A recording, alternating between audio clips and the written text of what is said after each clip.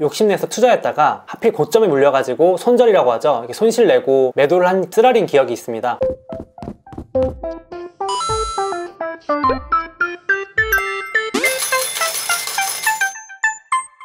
안녕하세요 여러분, 소몽입니다.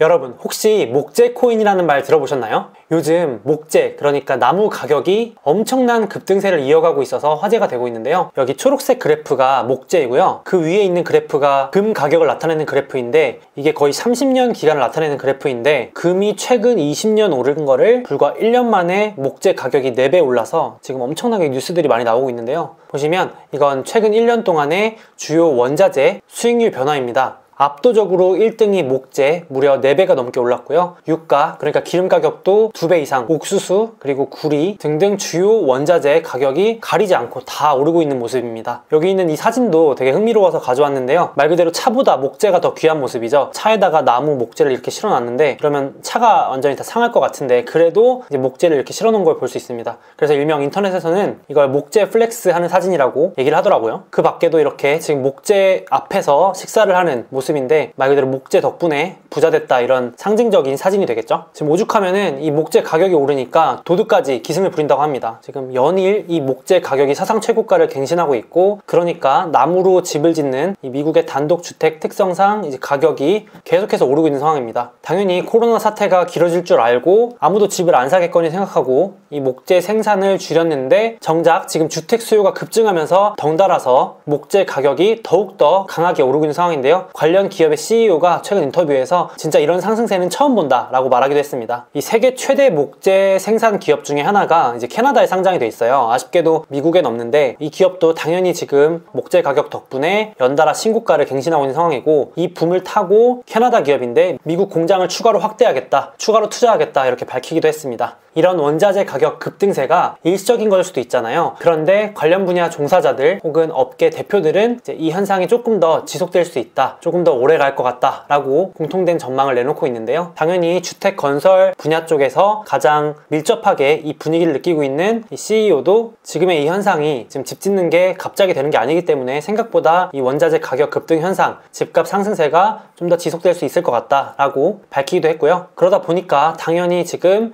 주택 건설 주요 주식들인데 쉬지 않고 계속해서 오르고 있는 모습입니다. 오른쪽 아래에 있는 건 ITB라고 해서 주택 건설 기업들을 모아놓은 ETF인데, 이것도 지금 쉬지도 않고 계속 일직선으로 올라가는 모습입니다. 사실 제가 이 ETF를 2020년 7월에 한번 소개한 적이 있는데요. 이 영상을 올릴 때쯤에 이 미국의 밀레니얼 세대들, 저 같은 30대들이 미국에 집 사러 달려든다고 하는 기사를 보고 되게 인상 깊어서 이 영상을 올리고, 저도 ETF를 조금 사놨었는데, 사실 이렇게 계속 오르고 많이 오를 줄 알았으면 조금 더 사놓을 거라는 아쉬움이 상당히 많이 드는 시점입니다. 앞서 말씀드린 바와 같이 목재만 오르는 게 아니라 지금 원자재 포함해서 안 오르는 게 없는 상황이죠. 이 그림이 되게 잘 표현해주고 있는데, 첫 번째로 지금 목재, 그리고 구리 뛰어가고 있고, 기름도 뛰어가고 있고, 뒤에서 말씀드릴 건데 금도 이제 헐레벌떡 뛰어가고 있는 모습입니다. 지금 보시는 이 그래프가 구리 가격을 20년 동안 나타내는 차트인데, 지금 영상을 찍는 5월 8일 이 시점에 20년 역사상 신고가를 넘어선 걸 볼 수 있습니다. 이 구리와 관련해서 세계 최대 원자재 채굴 광산 기업이 바로 프리포트 맥모란인데, 이제 미국에 상장이 다행히 돼 있죠. 5월 6일 날 마침 인터뷰를 해서 제가 좀 봤는데요. 당연히 본인이 CEO로서 전망을 나쁘게 말할 이유는 없겠지만,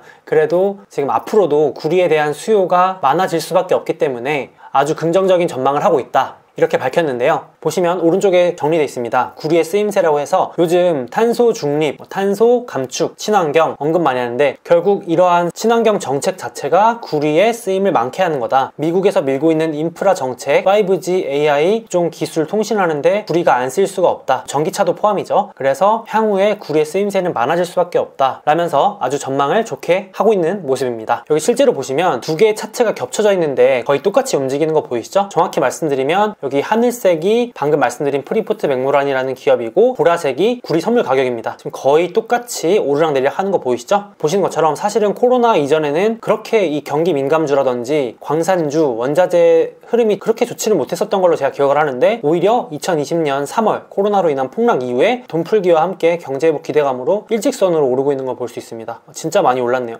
대충 보더라도 몇 배는 오른 걸 알 수 있습니다.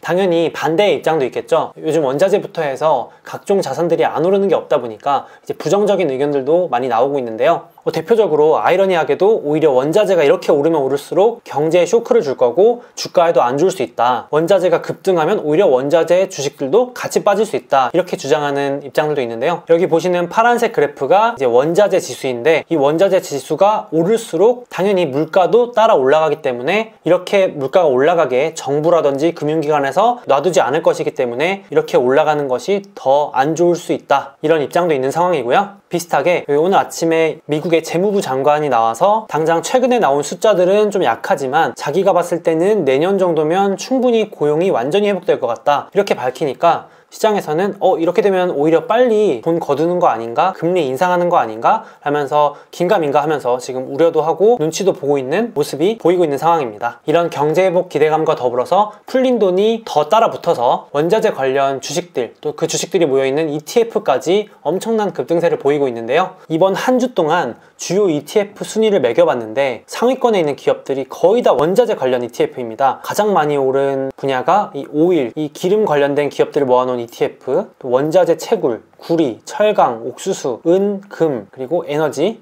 또 국가 중에서는 브라질이 원자재에 가장 밀접한 연관이 있잖아요. 주가도 그래서 원자재 상승에 영향을 많이 받는데 이번 주 한 주에 이런 순서대로 가장 많이 오른 걸 알 수 있습니다. 연초 대비 기준으로도 개별 종목도 아닌 ETF들이 무려 40%대 정도의 수익률을 보이고 있는 걸 알 수 있습니다. 실제로 제가 주기적으로 체크하고 있는 이 리오프닝 맵을 보더라도 연초 이후 수익률 기준으로 여행도 있고 임대료 받는 기업들, 숙소, 외식, 외출 이런 분야보다도 인플레이션 관련 기업들과 에너지 관련 기업들의 평균 주가 상승률이 훨씬 더 높은 걸 알 수 있습니다. 앞서 잠깐 언급드렸던 최대 구리 광산 기업 프리포트 맥모란 무려 연초 대비 69%, 미국의 철강주 유나이티드 스틸 66%, 또 아래쪽에 우리가 잘 아는 에너지, 정유 대표 기업인 엑소모빌 같은 초대형주조차도 무려 연초 대비 51% 이상 오른 걸 알 수 있습니다. 제가 대형 우량주만 모아놓은 우량주 맵을 보더라도 압도적으로 지금 원자재, 경기 민감 기업들이 올해 완전히 앞서 나가고 있는 걸 알 수 있는데요. 보시면 3대 지수에서도 경기 민감주나 가치주가 많이 포함된 다우지수가 제일 앞서 나가고 있고 반대로 기술주가 포함된 나스닥이 상대적으로 영 시원치 않는 성과를 보이고 있습니다. 우리가 잘 아는 빅테크 기업들도 조금 약한 편이고요. 이 우량주들 중에서는 역시 반도체와 에너지, 금융, 항공, 여행과 같은 경기 민감 분야들의 주가가 올해 계속 강세를 보이는 걸 확인할 수 있었습니다. 또 아까 보여드린 이 그림 보시면 앞서서 목재, 구리, 기름이 먼저 뛰어가고 있고 맨 뒤에서 금이 되게 헐레벌떡 따라오고 있잖아요. 실제로 보시면 다른 원자재 기업들은 다 30~40%씩 올해 벌써 올랐거든요. 그러다 보니까 조금 더 싼 투자처를 찾으시는 분들이 이번 주 들어서 이제 금이나 은은 연초 대비 아직도 제자리 걸음 수준이니까 혹시 금에 투자해야 되는 거 아니냐, 은에 투자해야 되는 거 아니냐 라고 하면서 금이나 은에 관련된 ETF에도 좀 투자자들이 몰리는 모습을 보여주고 있습니다. 보시면 금을 캐는 기업들을 모아놓은 ETF인데 작년 8월부터 계속 흘러내렸습니다. 앞서 보여드린 것처럼 구리, 기름, 목재부터 안 오른 게 없는데 이제 금이나 은만 내려가다 보니까 조금이라도 덜 오른 원자재를 찾으시는 분들이 관심을 가지시는 걸로 보입니다. 그래서 오늘은 요즘 계속해서 강세를 보이고 있는 원자재와 원자재 관련 기업들을 한번 살펴봤는데요. 개인적인 경험을 말씀드리자면 제가 예전에 경기 민감주나 원자재 이런 거에 욕심내서 투자했다가 하필 고점에 물려가지고 손절이라고 하죠. 이렇게 손실 내고 매도를 한 쓰라린 기억이 있습니다. 그래서 사실 개인적으로는 경기 민감주나 원자재 투자 이런 건 별로 좋아하진 않는데요. 그래도 이런 원자재 동향이라든지 흐름을 알아두면 전반적으로 돈이 흘러가는 흐름이라든지 시장 분위기 이런 것들을 파악할 수 있으니까 분위기 파악용으로 참고해 두시면 어떨까 싶습니다. 이 경기 민감주나 원자재는 특히 오를 때도 이렇게 무섭게 오르지만 떨어질 때도 정말 무섭게 떨어지는 경우도 많고 한번 경기 사이클 지나가고 나면 다음 사이클이 지나가기 전까지 짧게는 몇 달, 길게는 몇 년이 걸릴지 예측하기가 쉽지 않거든요. 그래서 투자만큼은 더더욱 조심해야 되지 않을까 생각을 합니다. 그럼 오늘 영상은 여기까지고요. 다음 영상에서 뵙겠습니다. 몽바!